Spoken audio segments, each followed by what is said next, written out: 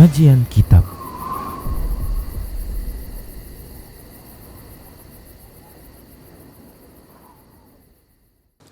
Bismillah, assalamualaikum warahmatullahi wabarakatuh.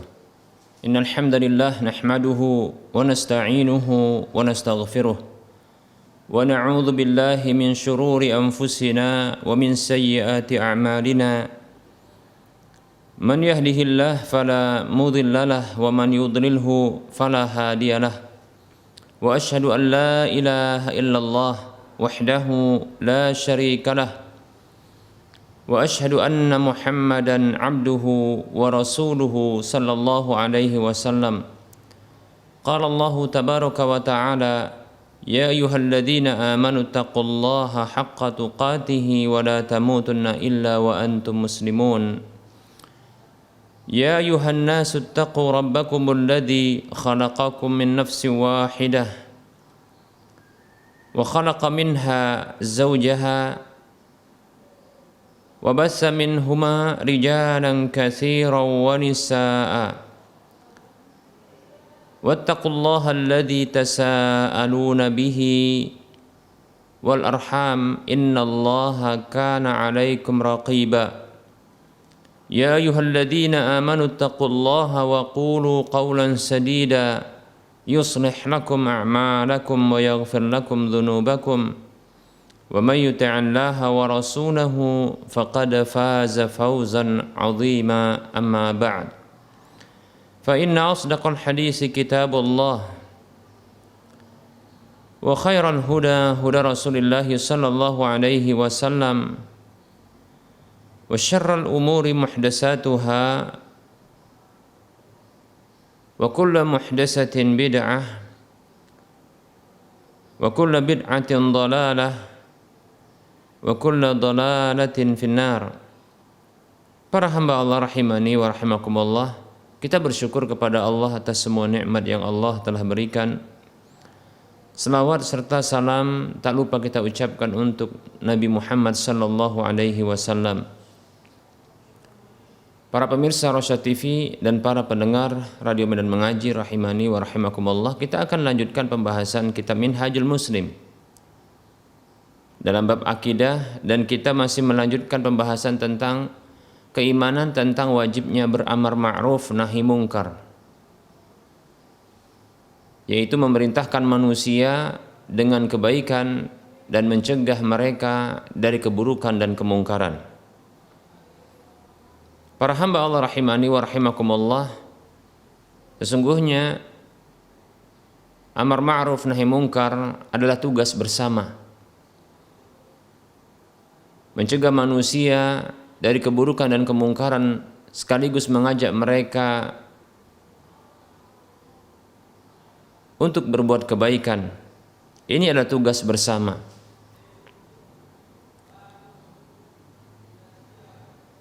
Untuk mari kita bersama melakukannya, mengajak manusia untuk berbuat kebaikan, melaksanakan perintah-perintah Allah, dan mencegah manusia dari keburukan dan kemungkaran,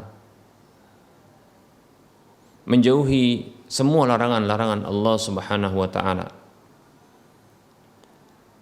Rasulullah sallallahu alaihi wasallam bersabda, memerintahkan siapa saja di antara kita yang melihat kemungkaran untuk mari kita bersama melakukan amar ma'ruf nahi mungkar. Kata Nabi kita Muhammad sallallahu alaihi wasallam, man ra'a minkum munkaran falyughayyirhu biyadihi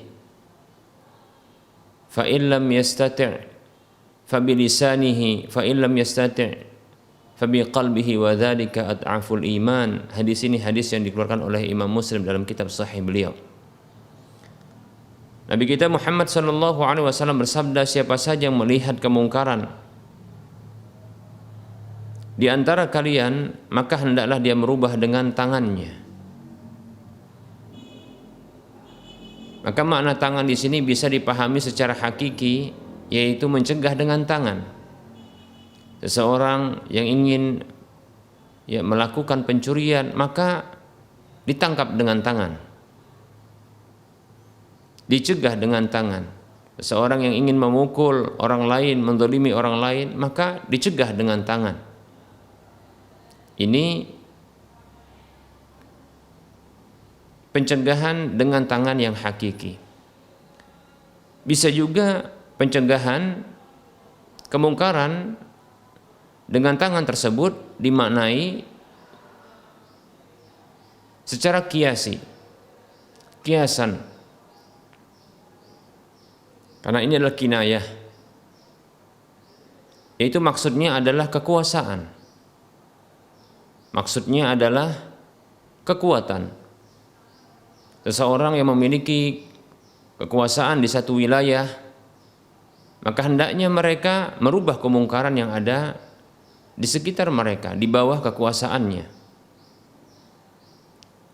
Seorang kepala rumah tangga, maka dia mencegah kemungkaran-kemungkaran yang terjadi di dalam rumah tangganya, baik itu yang berlaku dari istrinya atau anak-anaknya atau pembantunya atau siapa saja yang dipekerjakannya di rumahnya. Baik para hamba Allah rahimani wa rahmakumullah, demikian pula pemimpin sebuah wilayah seperti pedesaan, kelurahan, kecamatan, kabupaten, kota madya, kota provinsi, sebuah provinsi atau sebuah negara, sebuah kerajaan. Maka siapapun yang berkuasa, maka hendaknya dia mencegah kemungkaran yang terjadi di bawah kekuasaannya. Karena itu merupakan kewajiban, man ra'a minkum munkaran falyughayyirhu biyadihi. Siapa saja yang melihat kemungkaran di antara kalian, maka hendaklah dia cegah dengan tangannya. Baik itu secara hakiki, yaitu dengan tangannya langsung, atau dengan kekuasaannya, dengan kekuatannya. Demikian para hamba Allah rahimani wa rahimakumullah. Dan itu wajib tentunya. Karena al-aslu fil amri lil wujub. Hukum asal perintah itu adalah wajib. Wajib, ya. Dan tentunya ini bagi orang-orang yang berwenang. Orang yang punya kekuasaan, maka dia yang merubahnya dengan kekuasaan.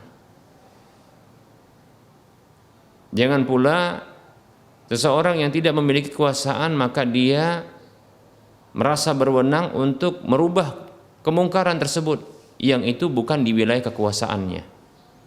Dan ini merupakan satu hal yang keliru tentunya. Coba kita katakan, ya, seorang istri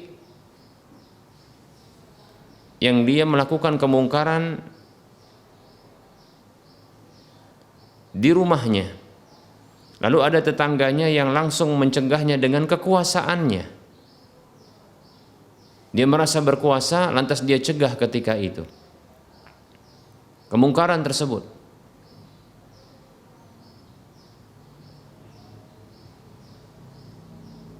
Nah, ini kita katakan begitu lancang, sewenang-wenang kita katakan, ya. Maka alangkah lebih baiknya bila ia memberitahu kepada kepala rumah tangga atau suami dari istri tersebut untuk melakukan pencegahan. Dia hanya memberitahu saja, atau dia melakukan pencegahan dengan tahap yang kedua, bukan dengan kekuasaannya, begitu. Tapi dengan lisannya dia menasihati sang istri tersebut. Demikian para hamba Allah rahimani wa rahimakumullah. Begitulah dalam sebuah negara, sama pula ketika kita mendapatkan kemungkaran-kemungkaran yang sifatnya begitu menggejala, yang tampak nyata, yang ini bisa disaksikan oleh mata.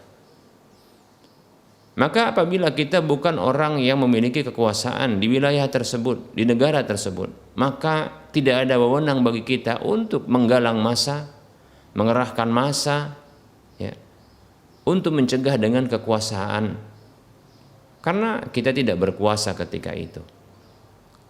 Baik para hamba Allah rahimani wa rahimakumullah. Nah itu tentunya tindakan seperti itu tindakan kelancangan, karena mengambil wewenang yang bukan wewenangnya. Maka yang ada hanyalah kita memberitahu orang yang berkuasa tersebut untuk melakukan pencegahan dengan kekuasaannya. Adapun kita bisa melakukan pencegahan dengan level yang kedua, tahapan kedua. Kata Nabi SAW, fa illam yastati' fa bilisanihi. Kalau dia tak mampu, maka dengan lisannya. Nah ini bagi orang yang tidak punya kekuasaan, namun dia punya kemampuan untuk menjelaskan dengan lisannya, maka dia cegah dengan lisannya. Atau sebaliknya dia ajak kepada kebaikan terlebih dahulu, lawan dari keburukan yang sedang dilakukan, maka dimotivasi untuk melakukan kebaikan, bukan keburukan tersebut. Seperti itu. Dan tentunya tak lupa pula untuk mencegah keburukan, karena itu keburukan yang nyata. Maka bisa dilakukan dengan metode targhib wa tarhib, yaitu memotivasi untuk melakukan kebaikan-kebaikan dan mencegah keburukan dengan menyebutkan ancaman-ancaman, tentunya dari ancaman dari Allah dan Rasulnya. Demikian para hamba Allah rahimani wa rahimakumullah.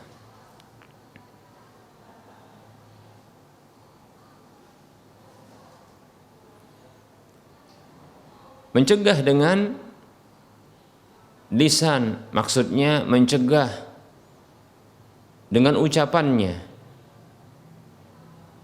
menjelaskan tentang keburukan apa yang sedang dilakukan dan akibat yang akan terjadi darinya. Seperti itu. Harus diberitahu.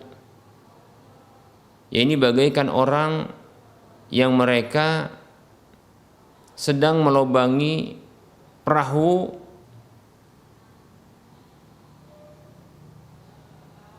mereka karena hanya ingin mendapatkan air. Maka mereka melobangi perahu bagian bawah dari perahu tersebut agar bisa keluar air ketika mereka membutuhkan air.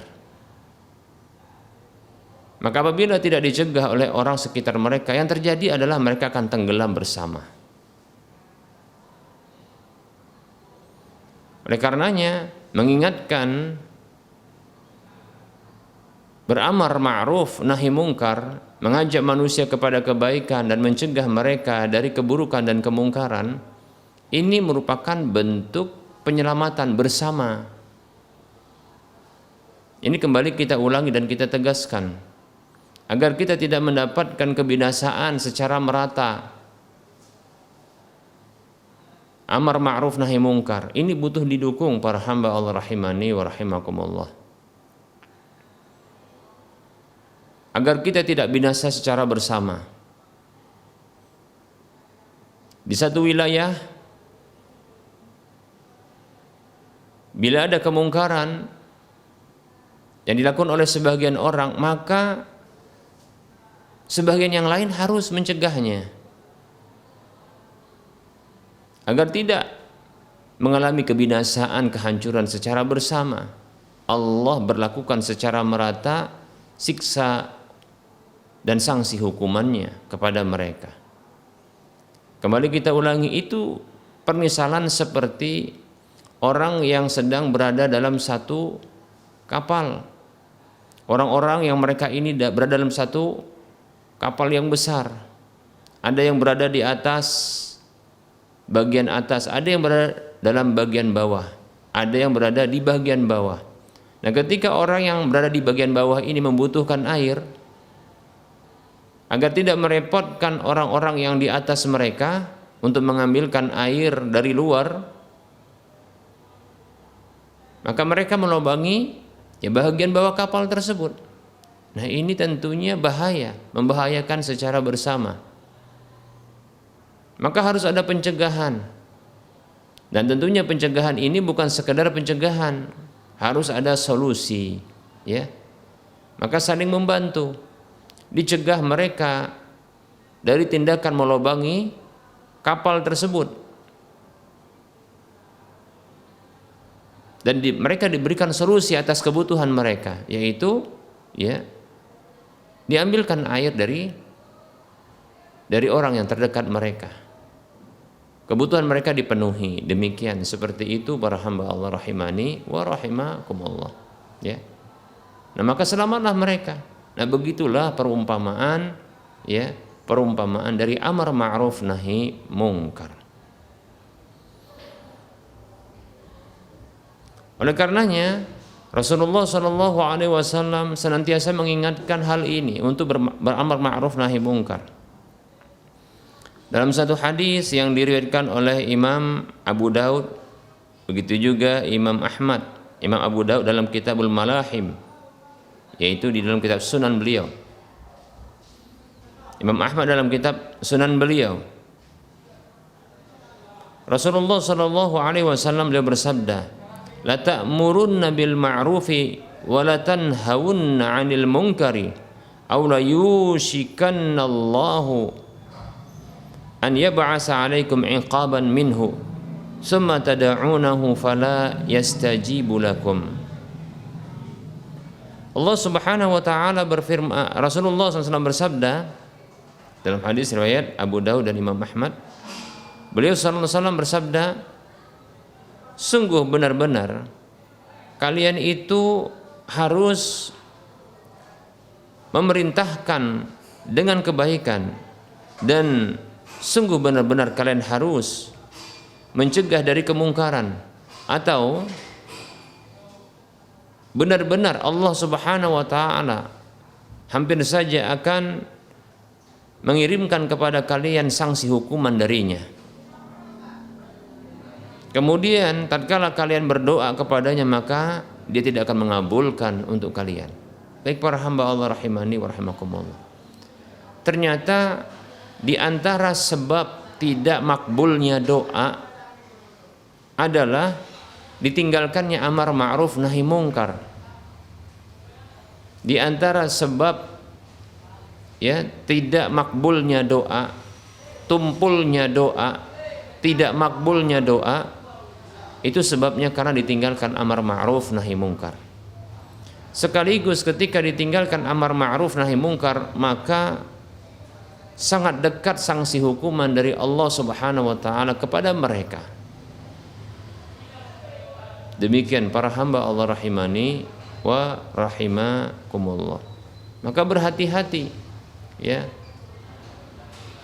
kita untuk mengabaikan amar ma'ruf nahi mungkar, memerintahkan manusia dengan kebaikan dan kebenaran, mencegah manusia dari keburukan dan kemungkaran. Ini jangan diabaikan, jangan disepelekan. Tetap kita harus saling mengingatkan, tentunya dengan adab-adabnya, dengan cara yang baik. Demikian para hamba Allah rahimani wa rahimakumullah.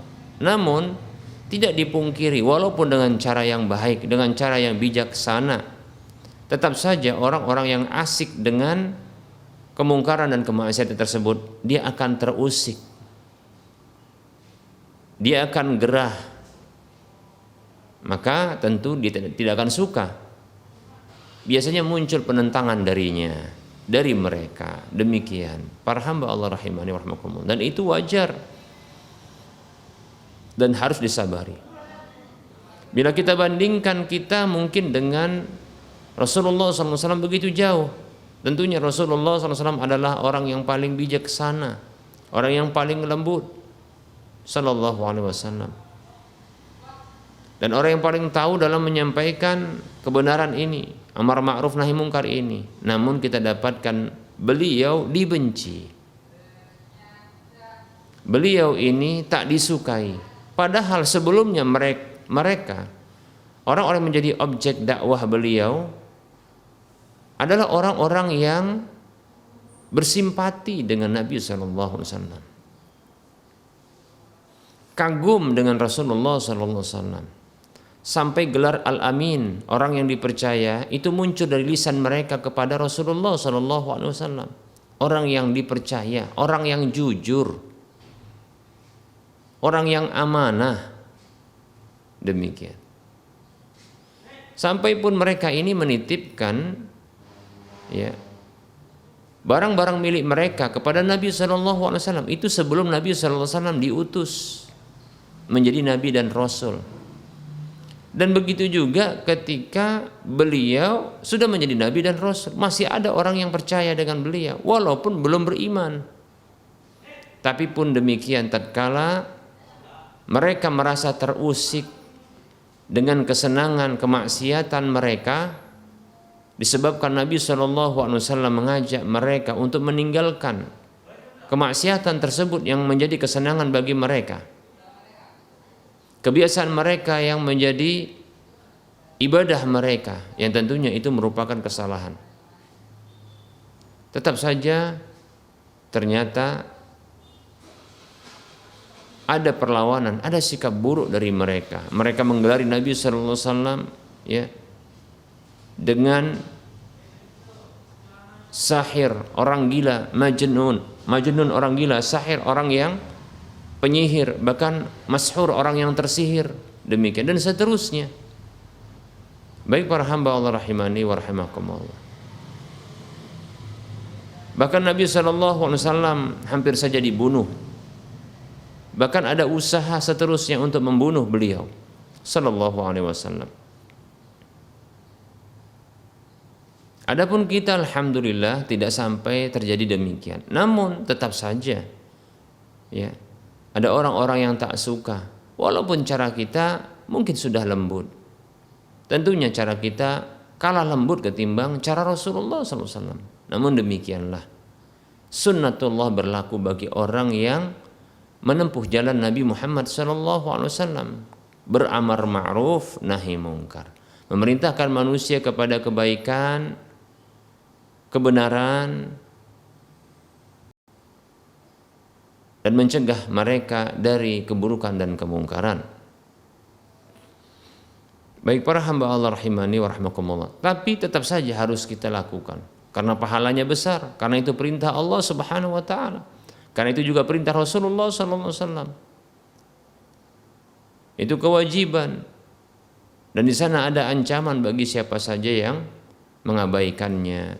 Ya, akan diberlakukan sanksi hukuman secara merata. Baik, Rasulullah SAW mengkabarkan hal tersebut di dalam hadis, beberapa hadis ya yang sahih kita akan sebutkan.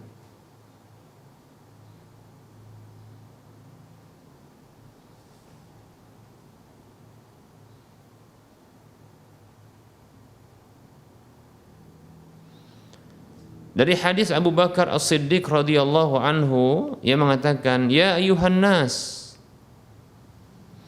innakum taqra'una hadhihi al-ayah. A'udzu billahi minasyaitonir rajim. Ya ayyuhalladzina amanu 'alaikum anfusakum la yadurrukum man dhalla idza ihtadaitum." Abu Bakar As-Siddiq radhiyallahu anhu mengatakan, "Wahai manusia, sesungguhnya kalian membaca ayat ini, yaitu surah Al-Maidah ayat 105, yang artinya, wahai orang-orang beriman, wajib bagi kalian untuk memperhatikan diri-diri kalian, tidak menjatuhkan diri kalian kepada kebinasaan, kemungkaran, kehancuran. La yadurrukum man dhalla idza ihtadaitum." Tidaklah akan memudaratkan kalian orang yang sesat apabila kalian mendapatkan hidayah. Fa inni sami'tu Rasulullah sallallahu alaihi wasallam yaqulu, karena sesungguhnya aku mendengar Rasulullah sallallahu alaihi wasallam bersabda. Aku pernah mendengar Rasulullah sallallahu alaihi wasallam bersabda, "Innan nasa idza ra'au munkaran falam yughayyiruhu yushiku an ya'ummahumullahu bi'iqabihi." Sesungguhnya Aku mendengar Rasulullah sallallahu alaihi wasallam beliau bersabda,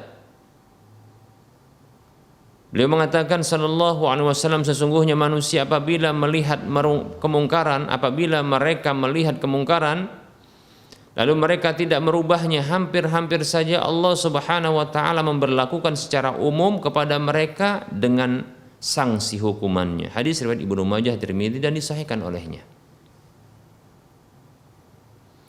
Dalam riwayat Abu Daud disebutkan idza ra'au adh-dhalima falam ya'khudhu ala yadayhi awshaka an ya'ummahumullahu bi'iqabin. Kata Nabi sallallahu alaihi wasallam, apabila mereka melihat orang yang berbuat zalim lalu mereka tidak mencegah, tidak mengambil tangannya, yaitu tidak mencegah tangannya, yaitu tidak mencegah dirinya, orang yang zalim tersebut, hampir-hampir saja Allah Subhanahu wa taala memberlakukan secara umum kepada mereka dengan sanksi hukumannya. Dalam riwayat yang lain, dalam hadis riwayat Imam Abu Daud juga disebutkan, ma min qaumin ya'malu fihim bil ma'asi thumma yaqdiruna ala an yughayyiru thumma la yughayyiruna illa yushiku an ya'ummahumullahu bi'iqabin. Tidaklah ada satu kaum yang mereka mengamalkan atau berbuat kemaksiatan di tengah mereka, kemudian mereka mampu untuk merubahnya, mencegahnya, kemudian mereka tidak melakukannya, tidak merubahnya, melainkan hampir saja Allah Subhanahu wa taala memberlakukan, hampir saja Allah memberlakukan secara umum, secara merata, ya, kepada mereka dengan sanksi hukumannya.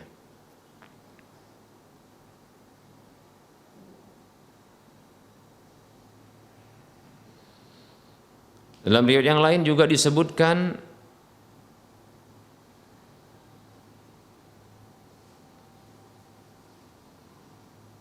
ma min qaumin ya'malu fihim bil ma'asi hum a'azzu aktsaru mimman ya'maluhu summa lam yughayyiruhu illa ammahumullahu ta'ala minhu bi'iqabin. Hadis ini malah lebih tegas disebutkan. Hadis riwayat Ahmad, Abu Daud, Ibnu Majah dan yang lainnya, hadis yang disahihkan oleh Syekh Al-Albani rahimahullahu taala dalam Sahihul Jami' dengan nomor urut hadis 5749 dari sahabat Jarir radhiyallahu anhu, Rasulullah sallallahu alaihi wasallam bersabda yang artinya, tidaklah ada satu kaum yang mereka berbuat kemaksiatan di tengah-tengah mereka, yang mereka itu lebih perkasa, maksudnya lebih kuat mereka itu, bukan yang berbuat, ya, tapi maksud jumlah mereka itu lebih banyak dan mereka punya kekuasaan ketimbang orang yang melakukan kemaksiatan tersebut, namun kemudian mereka tidak merubahnya, melainkan Allah berlakukan secara merata kepada mereka dengan sanksi hukumannya. Masya Allah, ini para hamba Allah rahimani wa rahimakumullah, ancaman dari Allah, dari Rasulullah SAW, ya. Ini ancaman Allah tentunya, dan itu disampaikan kepada Rasulullah agar Rasulullah menyampaikan kepada kita. Dan ini tentunya bukanlah isapan jempol, ini bukan main-main. Cobalah para hamba Allah rahimani wa rahimakumullah, apa yang membuat Allah Subhanahu wa taala memberlakukan tsunami di beberapa wilayah yang di sana ada orang-orang Islamnya? Apa yang memberlakukan? Apa yang membuat Allah Subhanahu wa taala, ya, menjadikan gempa di beberapa wilayah sampai menghancurkan wilayah mereka, padahal mereka orang-orang Islam? Apa pula yang menyebabkan Allah Subhanahu wa taala, ya, menjadikan tanah yang keras ini menjadi lunak, lalu menelan apa saja yang ada di atasnya, menggesernya, ya, membenamkan orang-orang atau apa saja yang ada di atasnya, sebagaimana terjadi di Sulawesi atau di wilayah yang lain. Padahal mereka orang beriman, orang Islam. Apa sebabnya? Para hamba Allah rahimani wa rahimakumullah, ketahuilah Bisa jadi di antaranya adalah kemaksiatan-kemaksiatan yang nyata. Kemaksiatan yang nyata. Kemaksiatan, kemungkaran yang dilakukan secara nyata. Namun tidak ada pengingkaran dari orang-orang di sekitarnya padahal mereka mampu untuk melakukan perubahan tersebut, pengingkaran tersebut, pencegahan tersebut. Mereka mampu untuk melakukannya. Baik para hamba Allah rahimani wa rahimakumullah. Maka kita harus mencegah. Kita harus beramar ma'ruf nahi mungkar. Baik para hamba Allah rahimani wa rahimakumullah. Mudah-mudahan Allah Subhanahu wa taala memberikan taufik kepada kita untuk bisa memiliki keimanan, demikian pula mempraktikkan keimanan tersebut. Secara khusus Allah memberikan taufik kepada kita agar kita bisa melakukan amar ma'ruf nahi mungkar dengan cara dan adab yang baik. Amin ya rabbal alamin. Kita cukupkan untuk penyampaian materi pada pertemuan kali ini dan insyaallah taala kita akan lanjutkan pada waktu mendatang. Kita beralih kepada sesi soal jawab. Bagi para pemirsa yang ingin berinteraktif, bertanya langsung, silakan hubungi nomor layanan kami di nomor 0822 8888 6630 0822 8888 6630. Bila ingin bertanya secara lewat tulisan ya chatting WhatsApp maka silahkan di nomor yang sama atau di nomor yang lain 0852 6190 4177. Baik para hamba Allah rahimani wa rahimakumullah, kita akan menjawab pertanyaan yang telah masuk.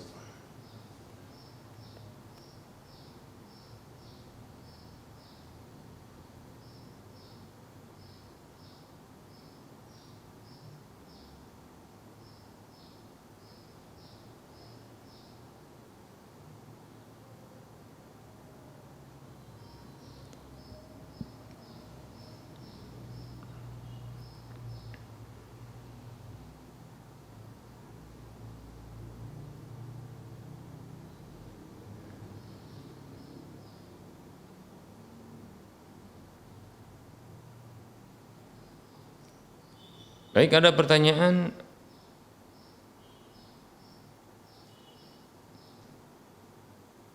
Assalamualaikum.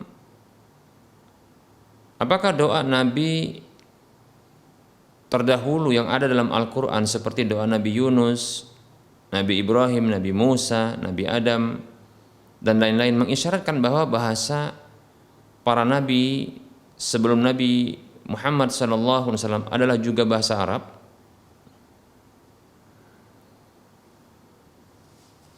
Waalaikumsalam warahmatullahi wabarakatuh. Perlu diketahui bahwasanya nabi-nabi selain Nabi kita Muhammad SAW adalah nabi yang diutus secara khusus kepada umat dan kaum mereka dengan bahasa mereka.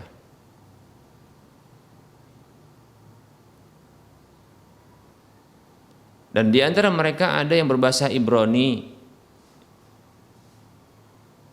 seperti Nabi Musa, ya. Demikian. Jadi tidak mesti berbahasa Arab.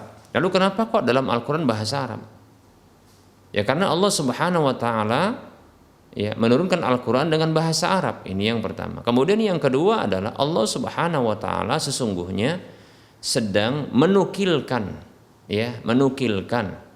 atau menceritakan kisah-kisah nabi-nabi terdahulu, di antaranya adalah doa-doa mereka. Sekarang begini, untuk ilustrasi yang mudah dalam memahami hal ini, ya. Contohnya Anda sedang menceritakan Nabi Muhammad SAW dalam sebuah tulisan. Ya, tentunya karena Anda adalah orang Indonesia, maka Anda tulis dengan bahasa Indonesia. Ya. Anda kisahkan sampai pun pembicaraan Nabi kita Muhammad SAW dengan beberapa orang, Anda tulis dengan bahasa Indonesia. Begitu juga ketika Nabi Muhammad SAW pernah berdoa, tentunya kan Anda akan tulis dengan bahasa Indonesia. Karena pertama Anda ingin menulisnya dengan bahasa Indonesia, kedua adalah untuk agar orang Indonesia bisa membacanya, kan begitu. Anda tulis dengan bahasa Indonesia. Pertanyaannya, apakah Nabi kita Muhammad SAW itu berbahasa dengan bahasa Indonesia? Hanya dikarenakan Anda yang menuliskan ya doa Nabi atau pembicaraan Nabi itu dengan bahasa Indonesia? Maka jawabannya tidak. Ya, itu namanya translate, kan begitu ya? Sama begitu ya. Allah Subhanahu wa taala juga ini sedang menceritakan nabi-nabi terdahulu, pembicaraan mereka, bahkan doa mereka.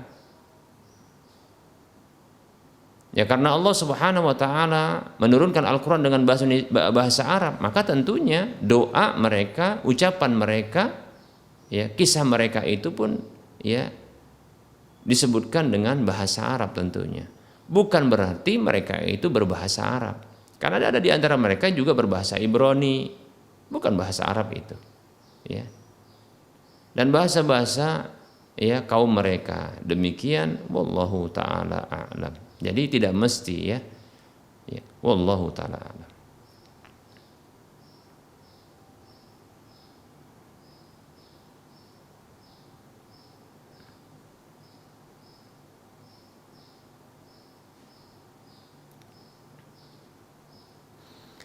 Baik, ini ada pertanyaan. Assalamualaikum Ustadz, saya mau bertanya, saat ini saya sedang mempunyai usaha pakaian. Pakaian serba 35.000 rupiah di satu kota. Pakaian yang dijual lengkap mulai dari pakaian laki-laki dewasa, anak-anak, dan pakaian perempuan. Saya mau bertanya bagaimana hukumnya menjual pakaian wanita yang nampak auratnya seperti pakaian kemeja wanita, celana kulot. Jazakallahu khaira Ustaz wa barakallahu fiik.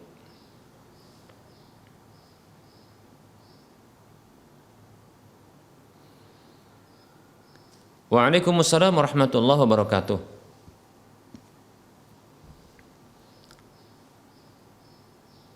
Bagi para pedagang atau pebisnis penjual pakaian, maka hendaknya mereka memperhatikan pakaian-pakaian yang mereka jual ini. Apakah pakaian mereka jual ini membantu manusia untuk melakukan pelanggaran syariat terkait dengan aurat ataukah tidak?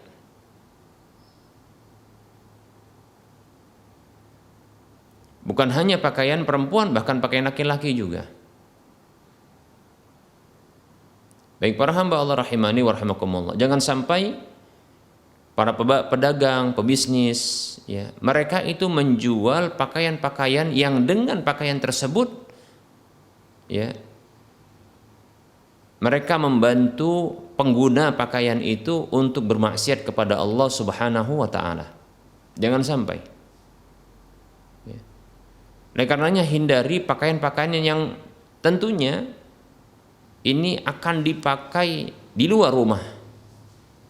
Kecuali kalau asalnya pakaian tersebut adalah pakaian daleman, dalam rumah contohnya, seperti ya pakaian dalam. Ini kan tak mungkin dipakai di luar rumah. Maka tidak masalah untuk menjualnya. Ya. Pakaian dalam seluruhnya, baik laki-laki maupun perempuan, maka insya Allah Ta'ala ini dibolehkan untuk dijual, ya. Karena pada umumnya ini tidak digunakan di luar rumah, ya, seperti itu. Kemeja laki-laki juga demikian, ini insya Allah tidak masalah, ya. Adapun pakaian perempuan, maka ini diperhatikan, ya. Untuk pakaian-pakaian luar wanita, maksudnya pakaian luar yang akan digunakan di luar rumah, maka sebaiknya yang dijual adalah yang menutup aurat saja. Adapun pakaian-pakaian yang membuka aurat yang bisa dipastikan atau dinilai secara umum ini akan digunakan di luar rumah, pakaian-pakaian tersebut adalah pakaian yang membuka aurat, maka para pedagang tersebut mereka terlibat ya dalam maksiat membuka aurat para wanita, karena mereka menjadi penyebabnya yang menjual dan ya pakaian tersebut, menjual pakaian tersebut kepada para konsumen sehingga mereka menggunakannya di luar rumah.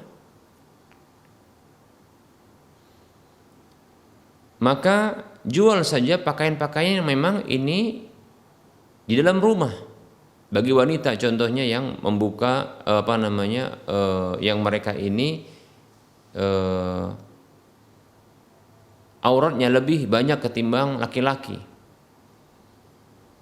Menurut pendapat yang kuat ya, yang tidak termasuk aurat adalah hanya muka dan telapak tangan saja. Maka ketika menjual pakaian-pakaian wanita ya, yang ini adalah pakaian luar, pakaian keluar dari rumah, maka hendaknya pakaian yang menutup aurat. Adapun pakaian dalam rumah maka boleh mereka jual, seperti pakaian tidur ya, piyama seperti itu perempuan, yang ini sesungguhnya asalnya tidak digunakan di luar rumah tapi dalam rumah, maka boleh ya bagi perempuan ya, untuk dijual bagi perempuan, dijual untuk para konsumen wanita ya. Bahkan alangkah lebih baik kalau seandainya disertai dengan penjelasan jangan dipakai di luar rumah, tutup aurat, nah demikian, seperti itu. Begitu juga untuk laki-laki, jangan dijual celana-celana ponggol atau celana pendek ya. Yang ini mereka akan gunakan contohnya keluar rumah, nah itu menjadi aurat bagi mereka, demikian, seperti itu ya.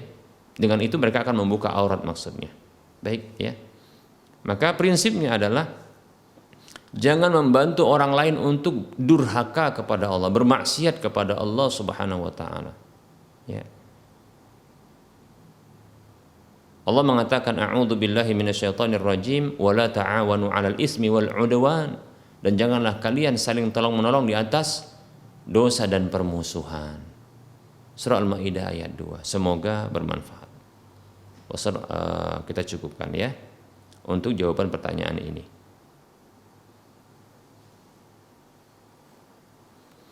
Baik, kita lanjutkan.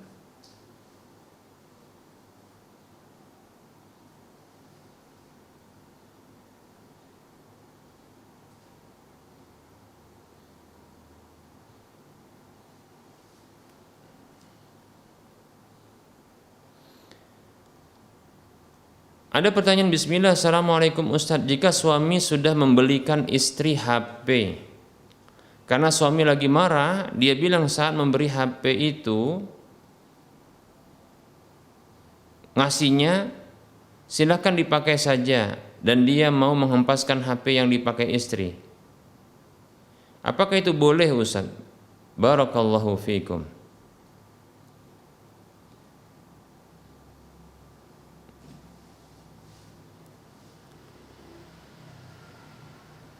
Suami sudah membelikan HP istri ya, karena suami lagi marah, dia bilang saat memberikan HP itu ngasihnya silahkan dipakai saja, dan dia mau menghempaskan HP yang dipakai istri ya. Apakah boleh Ustaz? Oh, maksudnya demikian ya. Baik ya. Waalaikumsalam warahmatullahi wabarakatuh. Ya tentunya menghempas yang mengakibatkan kerusakan pada satu barang, ini tentunya merupakan bentuk tindakan ya mubadzir, karena akan membuat rusak barang tersebut sehingga tidak bisa digunakan, padahal masih ada manfaat. Kata Allah Subhanahu wa taala, "Wala tubadzir tabdzira innal mubadzirina kanu ikhwanas syayatin." Jangan berbuat mubadzir. Sesungguhnya orang-orang berbuat mubadzir itu adalah saudara syaitan. Ya jangan sampai dihempaskan, karena masih bisa dimanfaatkan. Ya, apa sebab dihempaskan? Apakah istri tersebut melakukan kemaksiatan dengan HP tersebut? Maka sesungguhnya bukanlah solusi dengan cara menghempaskan HP. Karena itu akan hanya merusak. Akan tetapi yang perlu untuk dihempaskan dan ditepiskan itu adalah keburukan istri tersebut. Ya, kemaksiatannya itu yang harus dihempaskan, bukan orangnya, bukan barangnya. Demikian. Jangan merusak barang. Ya, karena barang tidak bersalah. Demikian, ya. Jangan lakukan tindakan mubadzir sehingga rusak. Padahal masih bisa dijual. Padahal masih bisa dimanfaatkan yang lainnya. Ya. Maka yang harus dienyahkan adalah kemaksiatannya. Bagaimana caranya? Ya diberikan penjelasan. Kalau hanya HP saja, satu HP ini dihancurkan atau dihempaskan, maka rusak. Sementara kemaksiatan itu masih bercokol dalam hati seseorang, maka dia bisa melakukan dengan sarana yang lain, begitu. Yang diobati itu adalah penyakitnya, bukan barangnya, karena barang tidak berpenyakit. Demikian, ya. Seperti itu. Dan cara demikian, ya itu tentunya juga selain dia tindakan mubadzir, nah ini tentunya bisa melukai, ya melukai istri, ya demikian. Ya tidak demikian pula, ya.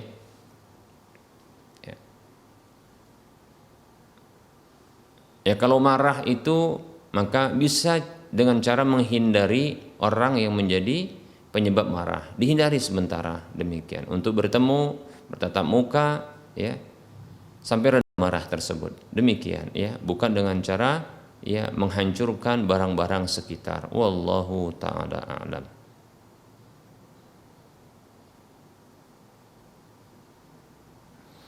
Ada pertanyaan, assalamualaikum, mohon maaf izin bertanya Ustadz, dalam sholat berjamaah maghrib saya masbuk yang didapatkan 1 rakaat terakhir, bolehkah dua rakaat terakhir saya langsung 1 salam atau tutup dulu 2 rakaat pertama dengan 1 tahiyat baru 1 rakaat 1 tahiyat lagi? Jazakallahu khairah. Baik, ya.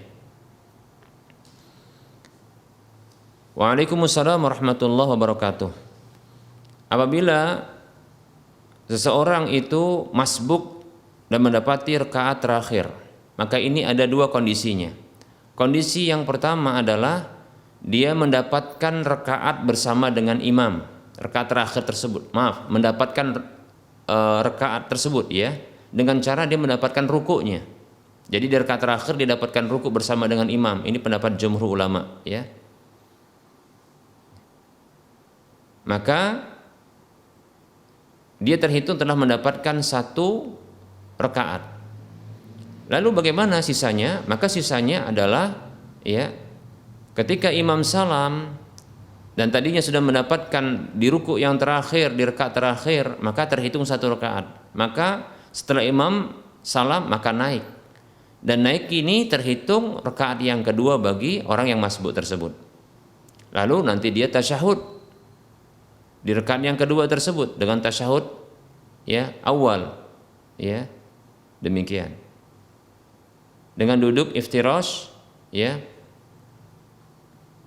Kemudian setelah tasyahud awal, maka dia naik ke rakaat ketiga dan menyelesaikan sholat maghrib tersebut dengan tasyahud akhir, lalu salam. Demikian. Ini kondisi pertama. Kondisi yang kedua adalah masbuk di rakaat terakhir tanpa mendapatkan rukuk bersama dengan imam, sehingga tidak mendapatkan rakaat terakhir tersebut. Namun ingat, orang seperti ini mendapatkan salat berjamaah, hanya saja tidak mendapatkan rakaat sama sekali. Ingat, harus dibedakan antara mendapatkan jamaah salat berjamaah, ya, dengan orang yang tidak mendapatkan rakaat sama sekali. Maka orang tersebut dia harus, ya, setelah imam salam dia harus sholat 3 rakaat. Maka dia naik, ya, ketika imam salam itu terhitung 1 rakaat. Maka terus sampai dia menyelesaikan, ya, sampai 3 rakaat. Dan tentunya di rakaat yang kedua dia harus tasyahud awal. Nanti di rakaat terakhir dia tasyahud akhir. Demikian, seperti itu ya. Baik ya, demikian penjelasan. Semoga bermanfaat. Baik para hamba Allah rahimani wa rahmakumullah, barangkali kita cukupkan saja penyampaian materi dan menjawab pertanyaan pada pertemuan kali ini, karena sudah masuk waktu sholat duhur untuk wilayah Medan dan sekitarnya. Kita cukupkan. Mohon maaf apabila ada kesalahan dan kekurangan. Kepada Allah saya mohon ampun. Dan seperti biasa sebelum kita mengakhiri kajian ini, kita memberikan motivasi kepada kaum muslimin, para pemirsa dan para pendengar sekalian, mari kita berdonasi, ya, mari kita berdonasi untuk membebaskan lahan yang nantinya akan dibangun di atas lahan tersebut Masjid Al-Muwahhidin untuk wilayah Medan dan sekitarnya. Dan kekurangan dana kita sekitar 4,2 miliar. Silahkan miliki aset akhirat Anda dengan cara menginfakkan harta ke Bank Syariah Mandiri atau Bank Syariah Indonesia di nomor 7127-485-555 atas nama Yayasan Lajnah Dakwah Medan, kode bank 451. Kita ulangi, silakan miliki aset akhirat Anda dengan cara mendonasikan harta Anda ke Bank Syariah Mandiri atau Bank Syariah Indonesia di nomor 7127-485-555 atas nama Yayasan Lajnah Dakwah Medan, kode bank 451. Semoga Anda termotivasi dan semoga bermanfaat. Wassallallahu ala Muhammad wa ala alihi wa ashabihi ajma'in. Subhanakallahumma wa bihamdika asyhadu an la ilaha illa anta astaghfiruka wa atubu ilaika walhamdulillahi rabbil alamin. Wassalamu alaikum warahmatullahi wabarakatuh.